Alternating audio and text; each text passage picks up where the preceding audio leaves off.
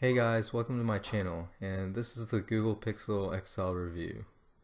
So Google actually makes two versions of this phone, the 5-inch Pixel and the 5.5-inch Pixel XL. They come in quite black, very silver, and really blue color options. They're available unlocked on the Google Store, and I've been using mine for around a week.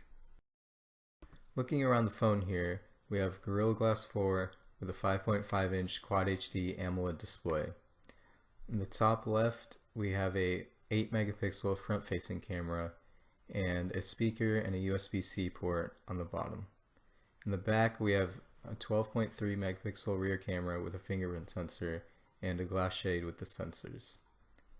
On the side, we have your power button and volume rockers and a headphone jack on the top. One thing that's unique about these phones is that they are the first phones made by Google. Unlike the Nexus line, you're not going to see any branding besides Google's. This allows Google to integrate the software with the hardware, almost like iOS. The build quality is very nice, and it feels good and solid in the hand. It has a nice aluminum unibody and an interesting top third made of glass, although this scratches easily and is prone to fingerprints. The Pixel is running Android 7.1 Nougat out of the box, with software features like multi-window so you can run two apps at once, revamped notifications that take up the whole width of the screen, and quick toggles at the top, updates in the background, and some other small features Google has added. The first thing you'll probably notice is the new navigation bar with a cool little animation every time you touch the home button. But there's also things like app shortcuts, which is almost like 3D Touch on iOS. They bring up shortcuts to an app with a long press, and you can even move these shortcuts onto your home screen.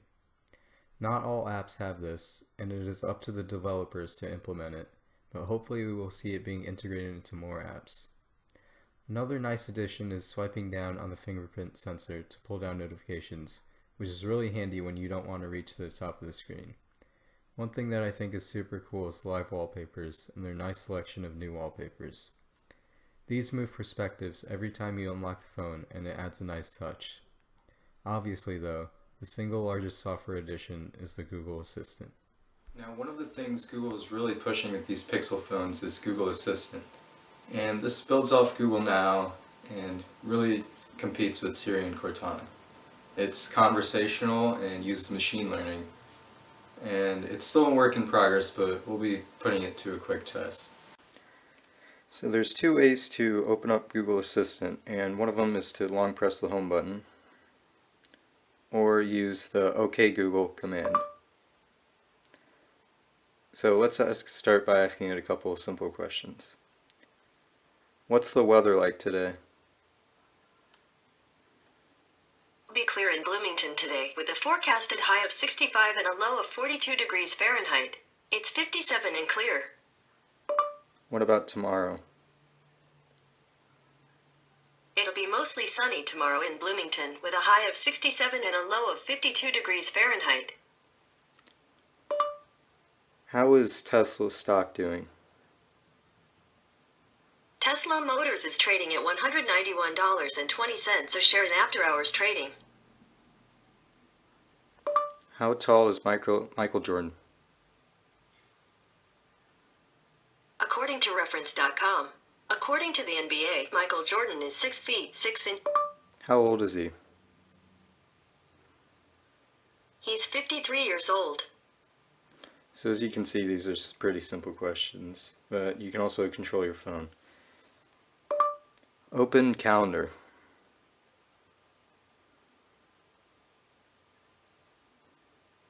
Alright. There's also a really conversational part, so it can tell you jokes, play games like that. Tell me a joke.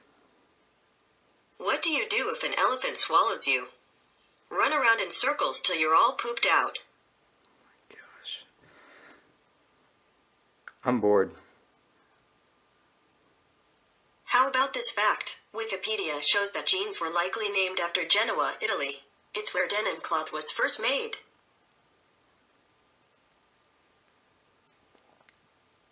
Play a game.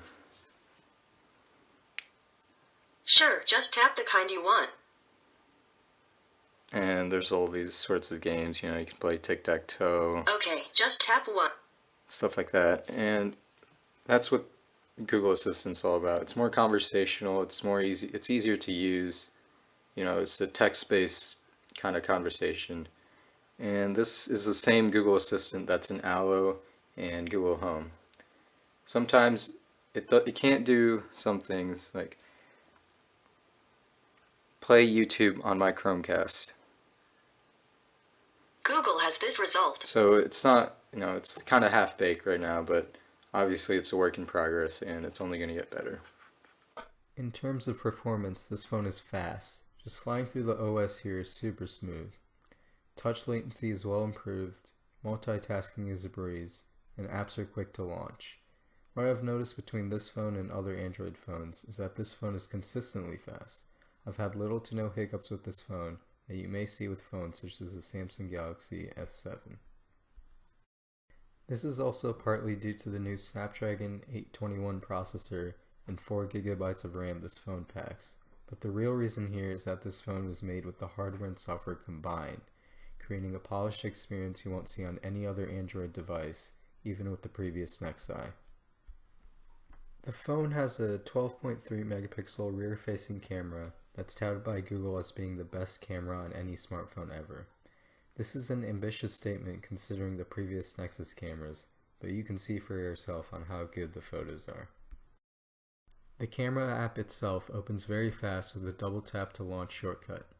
Taking pictures is immediate, and processing HDR is so quick it can be left on auto. There's also a double twist to change camera's gesture. The laser autofocus captures the subject almost instantaneously, and I could not find a difference between this camera's and the S7's dual pixel setup. These are some pictures I took with the Pixel. Google backs up your pictures and videos in full resolution for free when you buy a Pixel, which is a nice incentive.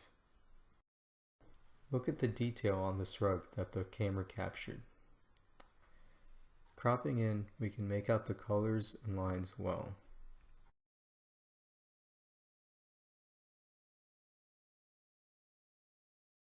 This photo showcases the HDR Plus capabilities well, with the sunset being captured beautifully and the details on the grass still being preserved. In this photo, the dark shadows in the corner and the bright day outside is being presented well. Low light photos were okay, but without optical image stabilization, you lose details on objects such as the tree leaves. Videos can be shot up to 4K, but this one is 1080p. Videos are special with the Pixel because they use electronic image stabilization instead of optical. This is surprisingly stable, and I'm impressed with the results, although some areas such as panning could take some more work, but these features could get better with software updates. The 5.5-inch Quad HD AMOLED display with Gorilla Glass 4 has deep blacks and great colors, so it's going to be good for VR.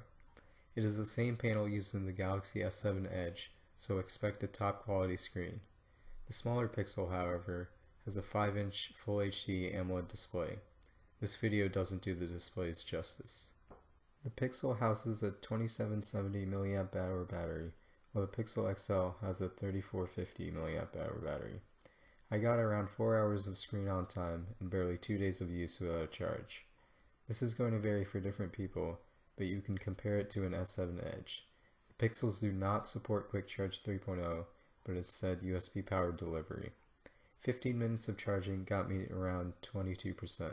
In the box, you get a USB-C to USB-A converter for transferring your data easily from your old phone, USB-A to USB-C cable, the power supply, and a USB-C to USB-C cable. No headphones are included. Overall, the new Pixel phones are really good. They're fast, they have a good camera, display, good battery life, and software.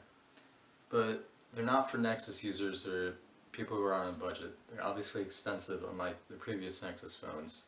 They're high-end. So Google is trying to become the third player in the high-end market, along with Apple and Samsung. And other phones like the OnePlus 3 and the Axon 7 may have similar specs, but are way lower price. But they don't have the same amount of polish you'll see in these phones. these are made by Google. So Google, who makes Android, built these from the inside out to work with Android. You could almost call these like an iPhone running Android. If you want to pick these up, the links are in the description. And thanks for watching. Hope you enjoyed, and leave a like and comment down below.